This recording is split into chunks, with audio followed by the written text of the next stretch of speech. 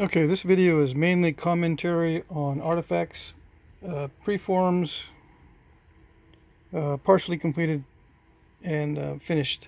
Okay, just observations mainly on preforms, and I'll be doing some observations on what I can see from a napper's point of view. Okay, so I'm going to start off with these artifacts here. These are all artifacts, actual artifacts that I'll be discussing. Okay. Now, I won't be able to perfectly identify all the cherts or flints. I won't be able to say this is Pedernales or this is tabular chert or this is Edwards chert or whatever. Okay, so I'm not that good at identifying the material. All I know is that all of this stuff comes from Central Texas. Yeah, I'm pretty sure, 90% sure all of this is from Central Texas. And there are various types within that area. Okay, now this one here, a lot of people call this root beer type chert or root beer flint.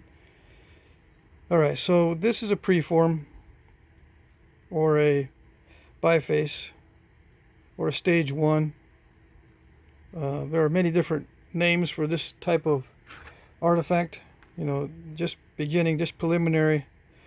Some call them blanks or trade blanks. So there's different names for this. The main thing I'll be looking for is the edge treatment, how that they were treating the edge and how they were developing these bifaces for further reduction. But the initial reduction is important, okay, because modern nappers tend to be very regimented in their way of developing these preforms and making them very regular, okay, to start with. And they don't usually have dips in their preforms or bifaces or blanks at the beginning stages. Like this one has a big dip here. Okay, this one looks like the napper tended to flatten one side and left the other side turtle-backed, and obviously he's going to finish it later. I don't know if any of these were cached together. Okay, this one here has a little bit of a perforator on the tip. It's just a cortical flake or a skinning flake, probably too thin right here to make anything out of, so it was just used as a punch, drill, or perforator, or graver. There's many different names for this type of tool. Okay, so I'll just start with this one here. It looks like, percussion, probably hard hammer percussion or medium, but not soft.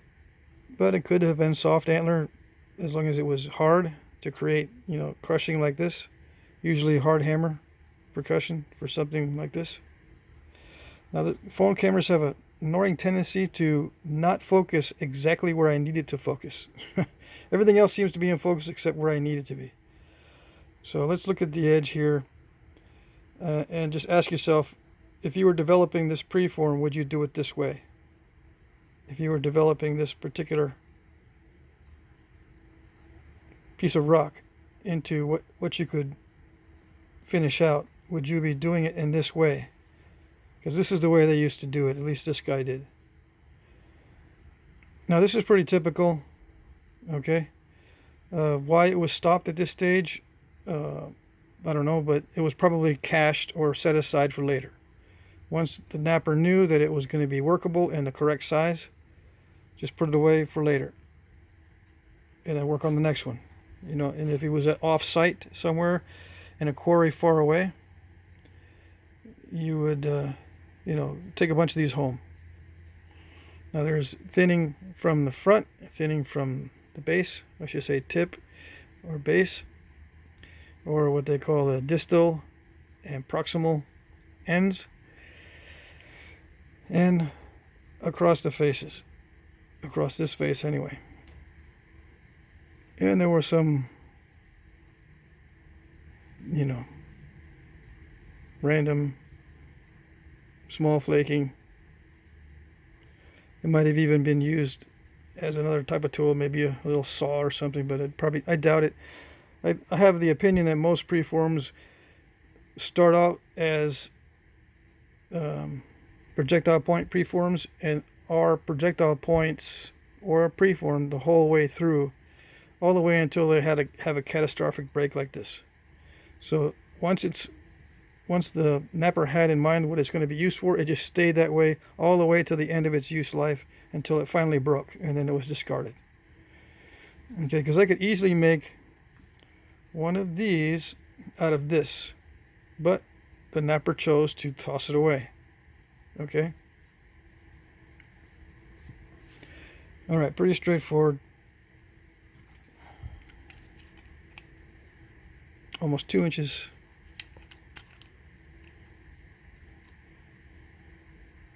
A little bit over 1/2 inch. Just so you guys can get the proportions. Okay. This one appears to be heat treated to me. There's a little bit of an indication of a heat treat here. This little pop.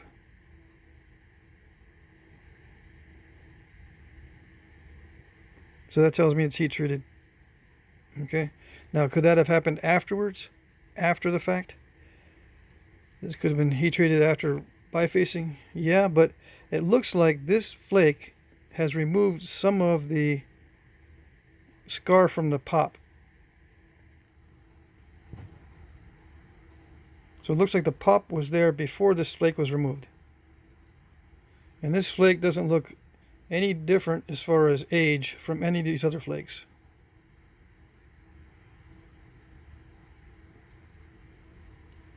All right, so I don't know what they were going to make out of this, but it's obviously heat treated. And it was probably a piece of tabular chert, because this kind of pinkish, sort of pinkish color is common with tabular chert, not so much with nodules, at least in my experience. Okay. I'll discuss those a little bit later when the base is already started. This one is interesting because this may already be a finished tool, like an adze. As you can see, there is some strange things going on here at this tip, or this end. Strange flaking that a napper usually wouldn't want to have occur during the napping process. So this could be a completed tool, or a biface used for an adze for the time being until it was developed later. But all the edges opposite this one are sharp. This one is dulled and very ragged. In order to use this, I assume it would be hafted to a stick, or a bent stick, or a stick that had a branch sticking out. You can haft this to the branch part, and use it for digging or processing plants or whatever. I have a feeling a lot of these adzes were used for digging out plants by the roots. Scraping hides can be done with simple flakes like this much more efficiently than having to come up with a thick, robust tool. Hides do not need thick, robust tools to work with. You can work a hide with an extremely thin tool. So it's probably a digging tool. And made with percussion. I would say hard or medium.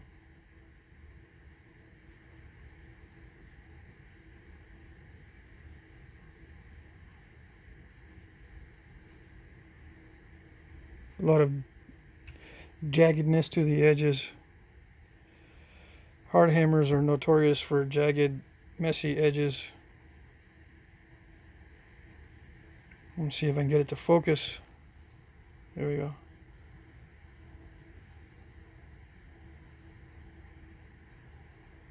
But you can get that sort of thing with a soft hammer like an antler billet. But my opinion as a napper, that's hard hammer. Okay. Another one where it's been seemingly flattened on one side, left turtle backed on the other, and a base started.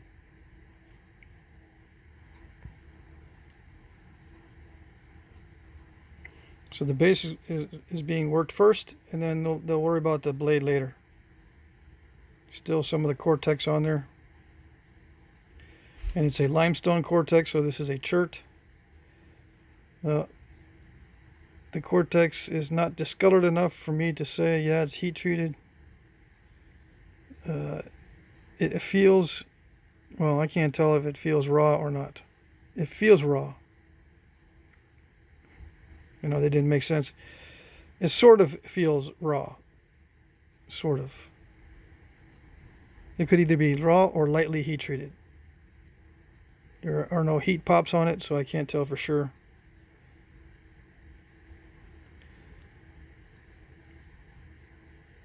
The flaking doesn't have much ripples in it, so a lot of times when you have heat treated material, there are ripples all over the place. With raw, you tend to see flatter surfaces. But there are ripples on this too, so again, to be sure, you would have to chemically test it or test it in some other way. You can't just go by feel on a lot of these. Another biface. Not sure why they would abandon it other than it's curved. And you know, it may have not been abandoned. It might be a blade saved for later, a biface saved for later. They chose to work a little bit of this side before working a little bit of that side. Of course, they tried to remove some mass from this thicker area, but if it were me, I would have tried to develop more of a platform to take off more of the mass on this side before I stashed it away. But, you know, they may have been pressed for time or whatever. Or it may have not met the size requirements. Like if you wanted a long point, you couldn't really get it out of this piece. But you could get a smaller one.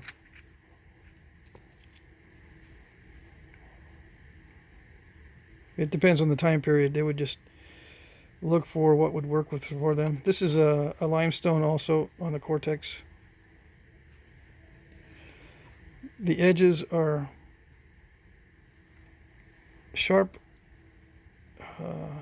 no grinding at all, as far as I can tell. A lot of times at this stage, you can, modern knappers will grind or abrade or brush or scrunch the edges to get all those delicate areas off before they stashed it away or went on to the next stage.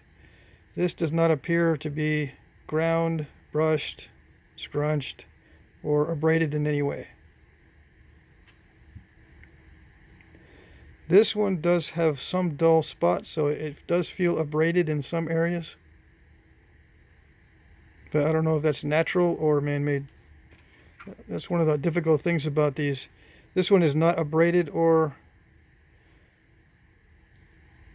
dulled in any way on the edges. Very, very sharp. The only place it's not really sharp is the bit or the business end.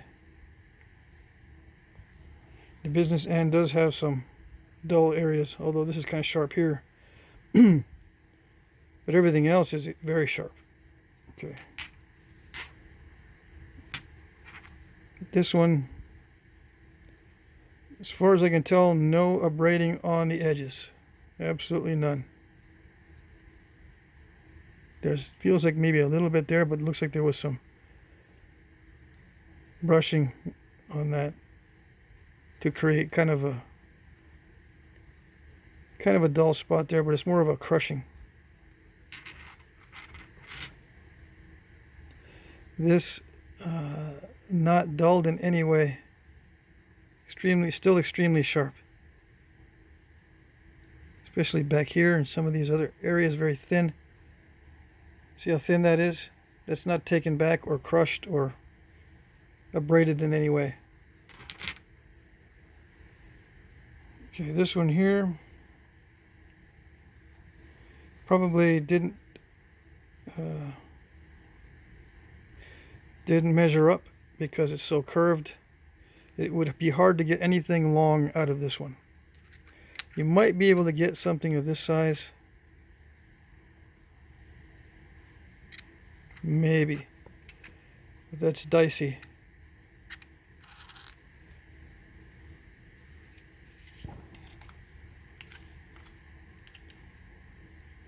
It's a little bit over 4 inches.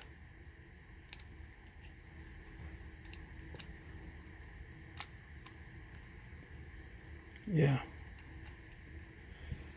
And this, this is, I haven't measured this yet. Let's see.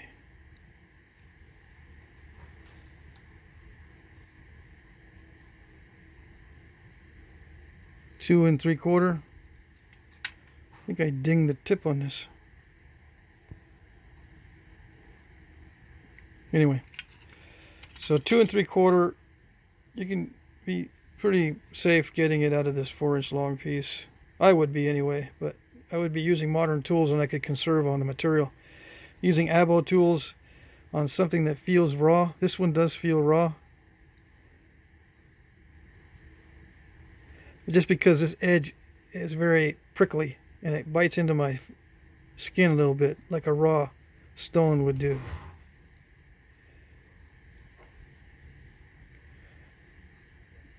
But yeah, perfectly usable piece. There are no cracks or defects. Other than the cortex here, that could mess you up when you were taking down this side here to run flakes. So it may have been abandoned just out of poor quality. Again, I don't feel any abrading or any brushing. Well, I can't say I don't feel any brushing because there's maybe some on this side. But no abrading like and rounding off. Okay, this one here. This is a Burin type of break.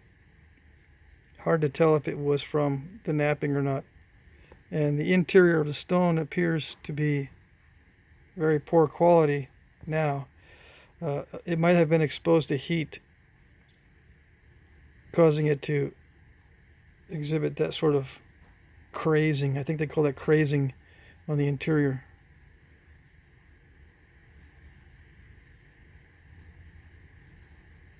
This one does feel a little bit abraded, just very slightly. Edges are not thin on this one. You do see some thin edges on this, like right here. If you hold it up to the light, you can see where the thin edges are on a lot of these. This one doesn't have very many, although it does have some.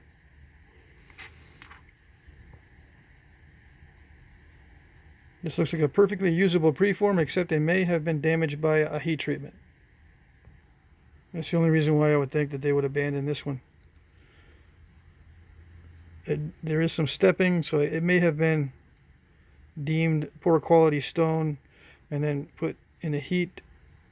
Maybe a little piece chipped off so they can see if it was okay. Turns out it wasn't, so it got abandoned. I've already shown this piece here, just perforator type. There is definitely a slight dulling here. Yeah, all the way around is slightly dulled. And it could be just from keeping in a pouch or something, rubbing up against other items, or intentionally dulled, but just slight dulling. Not very much. And this could also be used as a scraper on this edge. I know that there's quite a few instances where there is etching decorations on wood. So this may be a wood etcher, and you could scrape off your mistakes, start over. You know what I mean? This looks like it's been worked. on this edge, used as a working edge, in other words. And again, it's a chirp because this is a limestone cortex.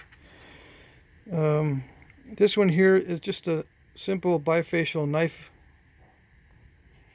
I don't know the time period on any of these, so it'd be hard to tell if this was a preform for something old like a paleo type or something new like just a basic knife. Edges feel slightly worked. The base does not. The base is still very sharp. The tip is slightly worn, but not very much, just slightly. Edges are all kind of thin, especially back here in the rear. And I'm using the light to judge that.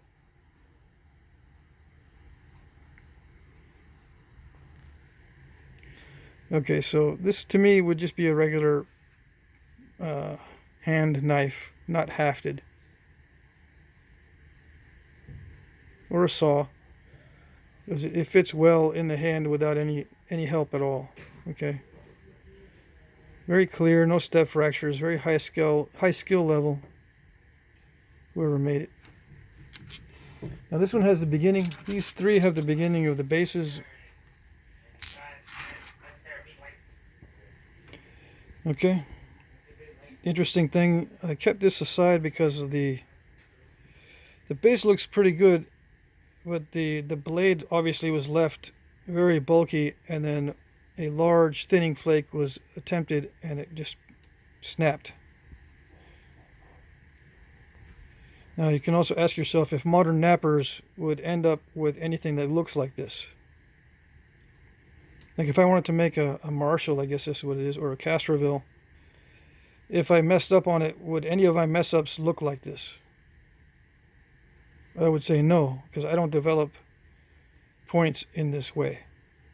But if you want to develop points in the way that they were developed, some of your mess ups need to look like this, I guess. Still some of the cortex on this side. Now, was this made by a brand new napper? No, I don't think so, because they don't make notches like this. A new napper is not going to make notches like that.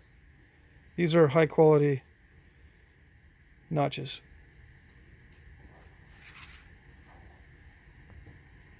So the base was done first, with very little regard for the rest of the point, even to the extent where there's some cortex left. Now, this would be a knife because it's larger than 3/4 of an inch as far as neck width. It's a 15/16.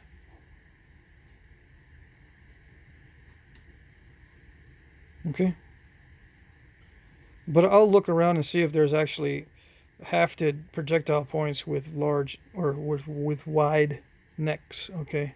So that hypothesis could be wrong. That 3/4 inch guideline of maximum width on a atlatl dart point neck. Okay. And are these ground, these edges? This one seems to be on this side. This one seems to be ground well. It feels smooth.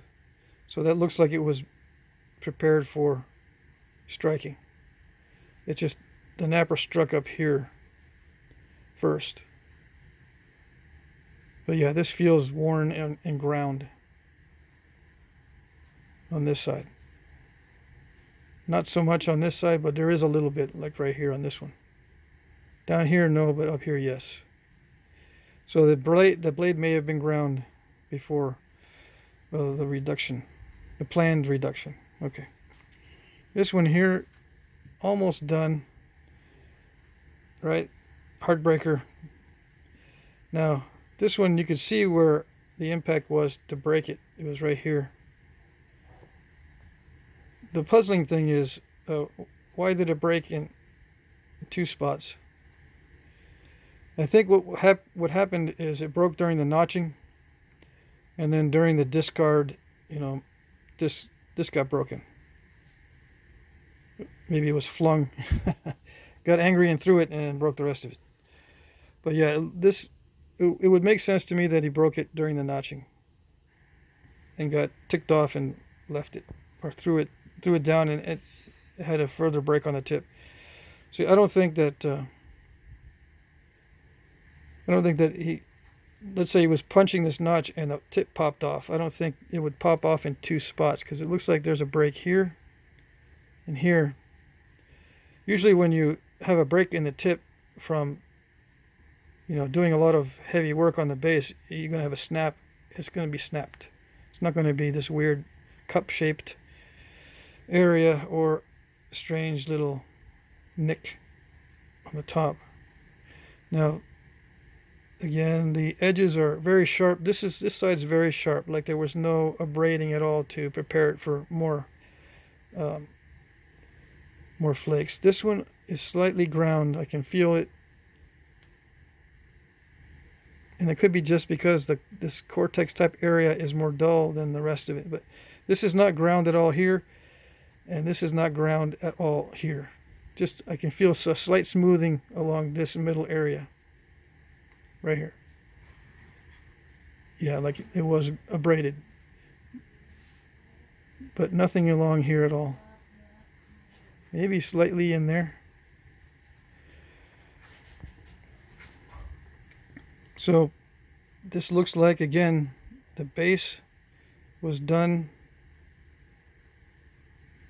late. Not again, but this one looks like the base was done late instead of early. Looks like this blade was developed very well before the base was done. It's still not thin enough, in my view, to match most of the artifacts of this type. Still needs to be thinned, but it's very well developed with large thinning flakes, long thinning flakes, very little retouch. You can see most of the original flake scarring. It's very smooth. It feels like it may have been heat treated at least slightly.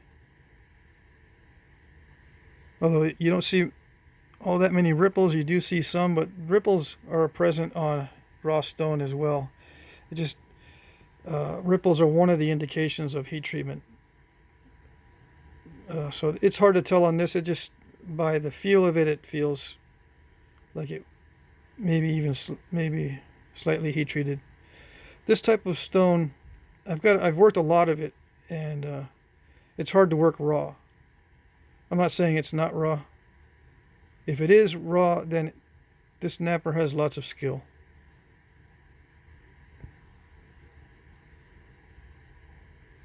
To get long flakes without breaking it requires lots of skill on raw stone. Okay.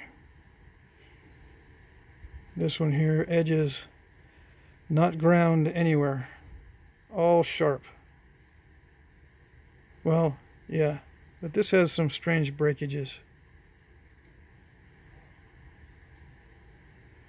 This one feels smooth, but that's because there's a break there that makes it feel smooth. This is not, let's see. Actually, this does feel slightly smooth. These areas do not feel smooth at all. In between here, that one does. That one feels like it was a developed platform. It's dull right there. What did I say? When I first touched it, it felt very sharp, but this one looks like it's been ground in a couple areas very specifically, like right here and right here. Does it feel? It feels dull, like right there and right here. So he may have developed these individual platforms. This one also feels dull right here.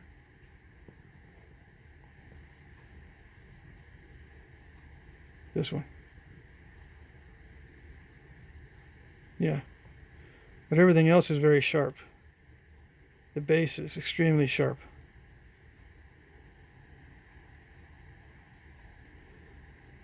And failure during the manufacture. I kept this one because it's the only one like it or I kept this out to show you because I don't have any other in process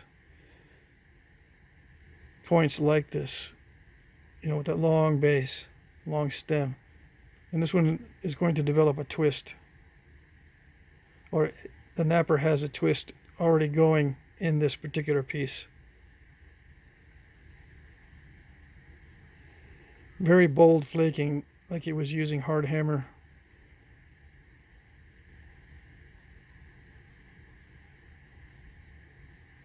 Very lucky that this one didn't reverse hinge and go all the way through.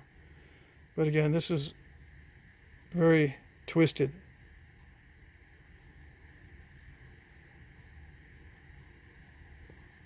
Okay. All right.